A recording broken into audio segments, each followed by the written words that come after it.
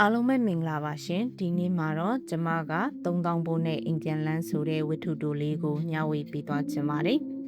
ငရုတ်သီးစိမ့်လေး900ဘိုးလောက်ရနိုင်မလားရှင်ကျမအာနာနာနဲ့ပဲဈေးတဲ့အန်တီကိုမေးလိုက်မိတယ်900ဘိုးမရောက်တတ်ဘူးနော်ညီကလည်းအနည်းဆုံး1000ဘိုးမှရမယ်အန်တီရဲ့ပြတ်သားတဲ့အတန်ကြောင့်ဟုတ်ကဲ့အဲ့ဒါဆိုလဲ1000ဘိုးပဲပေးပါလို့ခေါင်းငိမ့်လိုက်ရတယ်နန်းနန်းပင်လေးကအတူတူပဲလားရှင့်1000ဘိုးအနည်းဆုံးပဲလားလို့ထပ်မိတော့လဲဟုတ်တယ်အတူတူပဲတဲ့ကဲဒါဆိုလဲ1000ဘိုးပေါ့တခွားသီးကရောဘလို့ရောင်းလဲအန်တီတစ်လုံးကို900ကျမနည်းနည်းတော့အရေးစွန်ပြီးအထွန်တက်ကြီးဖို့ကြိုးစားလိုက်မိရဲ့3လုံး1000ရနိုင်မလားရှင့်မရဘူးနော်အရင်အောင်တစ်လုံးလေးရရှိတာလုံးဝမကြိုက်ဘူးဈေးတဲ့ရဲ့မျက်နှာကချက်ချင်းတင်းသွားတာမလို့ဟုတ်ကဲ့အဲ့ဒါဆိုလဲနှလုံးပဲပေးပါတော့လို့ပြောပြီးခတ်တွတ်တွတ်ကလေးပဲလက်ထော်ခဲ့ရတယ်ရှေ့ကဝတ်သားသိစီသွားအောင်မအန်တီဝက်နိုင်ယူပဲစီလဲရှင်30သားကို3000 30သားလောက်ချိန်ပေးပါလားအန်တီ1000မိုးပဲယူလိုက်ပါ၏အောက်စာလေးနည်းနည်းပူထည့်ပေးမယ်ကျမလည်းမငင်းချင်တော့တာနဲ့ပဲဟုတ်ကဲ့အဲ့ဒါဆိုလဲ1000မိုးပေးပါနော်လို့ပဲပြောလိုက်ရတော့တယ်ဒီနေ့အတွက်ဟင်းချက်စရာဝယ်လို့တော့ပြီးပြီအော်ကြံသေးတယ်တီရှူးတုပ်ရဲ့ထမင်းစားရင်သုံးဖို့ပလတ်စတစ်လက်အိတ်ရဲ့အမလီဒီပလတ်စတစ်လက်အိတ်နဲ့ထမင်းစားတာကိုဘယ်သူစထွင်လိုက်တယ်မသိဘူးလူကိုအပိုးကုန်အောင်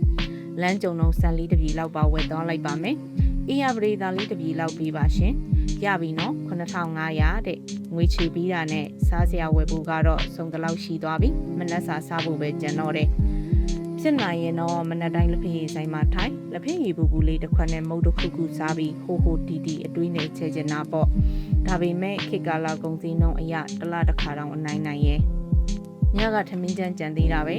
စမူစာ2ခုလောက်ဝယ်ပြီးကော်ဖီလေးနဲ့တွဲစားလိုက်ရင်1900ပဲကြာမှာအမစမူစာ2ခုပေးပါနော်ဒီမှာ1000ရှင့်အိမ်ပြန်ရောက်လို့ဈေးဘိုးကိုအိတ်ကက်ထဲကပတ်စံလေးတွေထုတ်ပြီးပြန်တွက်ကြည့်တော့3000ကိုနည်းနည်းပဲရော်တော့တယ်တော်သေးတာကအဆောင်ကတငယ်ချင်းမလေးနဲ့အတူတူချက်စားလို့နည်းနည်းတက်တာသလိုဖြစ်နေတာတက်တာတဲ့ဆိုတော့ညာလည်းပဲတယောက်ကို1လ2သိန်းခွဲလောက်တော့စိုက်ထုံနေရတာပါပဲဘယ်တက်နိုင်မလဲဒုက္ခဒုက္ခရပေးရမှာပေါ့လေကဲတငယ်ချင်းရေငါရောက်ပြီနော်နင်းဟင်းချက်လို့ရပြီဝက်နံရိုးလေးကိုနန်းနန်းပင်လေးအုပ်ပြီးနည်းနည်းလေးချက်လိုက်ဟဲ့တခွားသီးလေးတို့စားကြတာပေါ့ငါတော့ရေချိုးလိုက်အောင်မယ်